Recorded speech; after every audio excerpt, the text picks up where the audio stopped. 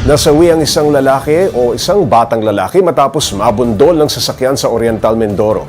Ang masaklap, nasa tamang tawiran siya ng masapul ng humaharurot na kotse. Para bigyan ng mukha ang balita, Mobile Journal Ray Vicente. Palingalinga ang 11 anyos na si Rafraf habang papatawid sa barangay na Buslot sa Pinamalayan, Oriental Mindoro.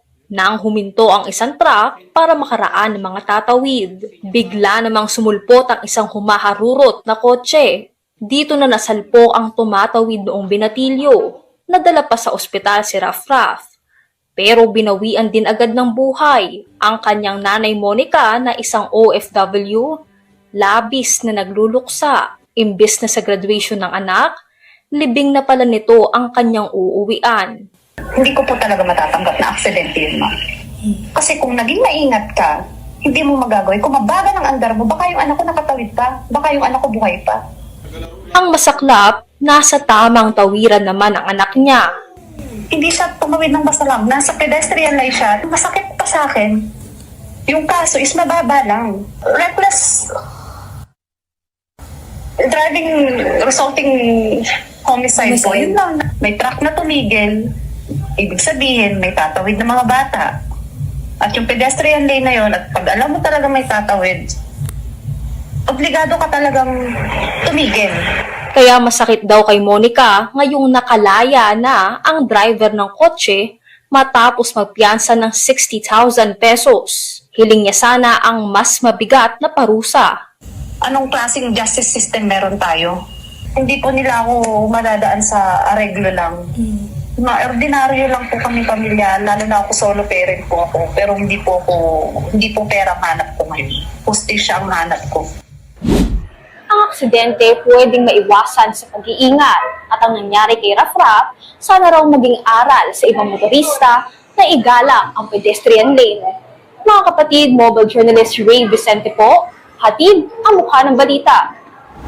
Pag-usapan pa natin ang trahedyang ito sa Oriental Mindoro kasama si Mobile Journal Ray Vicente. Ray, kamusta si Monica nung nakausap mo? Pops Zay, actually, nung first few minutes na nakausap natin siya, parang normal na interview lang, maayos siya kausap, hindi naman umiiyak. Pero Pops Zay, nung unang tanong ko, pinapakwento ko sa kanya kung ano nangyari, bigla siyang nag-stop, siguro mga 1 minuto. Sabi niya, sorry, na mental block daw siya at parang talagang yung mga memories na nangyari, lalo na fresh pa talaga yung nangyari sa kanyang anak. Tapos yung mga bandang gitna, Pops, parang naluluha-luha na siya hanggang sa bandang dulo, nagagalit na daw talaga siya kasi sabi nga niya, humihingi siya ng hustisya, lalo nakalaya nga itong salarin. Ray, anong grade na ba si Rafraf at saan ba siya pupunta nung nangyari itong insidente? Pops Zay, itong si Rafraf, actually kakatapos na misa, no, at magkukumpisal ito sa tapat na simbahan. Kasi yung pedestrian, Pops Zay, kaya may pedestrian doon dahil may katapat na simbahan. So, kaya marami silang mga grupo ng bata o mga estudyante ron dahil kasama niya yung mga kaibigan niya yan, no.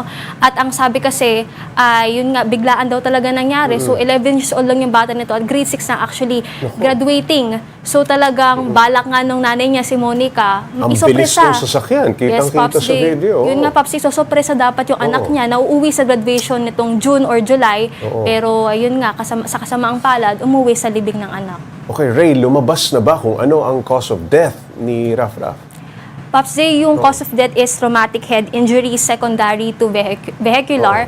At ang nasabi rin kasi ni Monica, talagang hindi raw agad nadala sa kanilang bahay para ayusin yung burol kasi talagang tumatagas yung dugo sa kanyang ulo dahil malakas talaga yung impact. And actually, Papsi, hindi natin talaga maipakita yung isa sa mga videos ng isa sa mga nag-drive din, no? Dahil natin nakuha yung permission nila. Yes, pero malayo, Papsi, yung pagitan mula pedestrian hanggang sa bandang gitna na ng kalsada at talagang nakahandusay na yung bata. So hindi na siya nagising talaga pero ang sabi naman daw ay naidala pa sa ospital pero huli na ang lahat. Ray, ano bang profile ng driver at ano rin daw ang kanyang dahilan? Bakit siya umaharurot ng ganun? Kitang-kita naman yung pedestrian lane. Yes, Papsi, base dun sa nakausap kasi ni Monica yung mismong salarin at ang sabi, graduate ng computer engineering. And in fact, tanong pa nga si Monica kung ano raw bang pangarap nitong driver. At sabi, maging engineer nga. At ang sabi nga ni Monica, katulad din daw ng anak niya si Rafraf, gusto mag-engineer pero ayun nga, wala na, patay na raw. At Kataga-Kalapan, Mindoro din daw talaga ito. At ang sabi talagang hindi niya raw napansin. So talagang mabilis lang yung pagtakbo ng sasakyan niya. Oo. At aminado naman siya na talagang mabilis yung pagharurot ng kanyang sasakyan kahit na may pedestrian lane naman. At Ray, base sa batas, ano bang parusa sa kasong reckless driving resulting to homicide? Pagpapakulong, Pops Jay, sabi rin nakausap natin si Attorney DJ Jimenez, mababa talagang klaseng reckless offense to, Pops Jay. Oo. Kasi mababa pa sa 6 na taon ang pwedeng pagpapakulong. At yun nga talaga, dahil nga reckless offense lang, available talaga siya, katulad na lamang ng ginawa nitong Salarin. At ang sabi nga ni Attorney, kung first-time offender ka, Oo. maaari talagang makalaya pa ng less than 6 years. 6 Ray, nakapagpiansa yung driver after magpiansa ng 60,000 pesos. May habol pa ba si Monica para makulong ang suspect?